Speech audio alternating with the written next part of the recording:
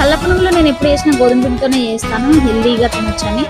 మైదాతో చేసినట్టే వస్తాయి. ప్రాసెస్ చూసేయండి.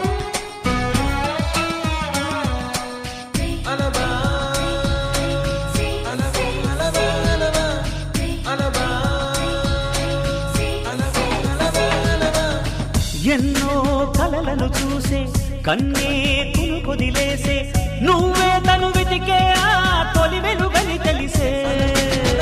ఎన్నో కలలను చూసే కన్నే కుదిలేసే నువ్వే తను వెతికే ఆ తొలి వెలుగని తెలిసే.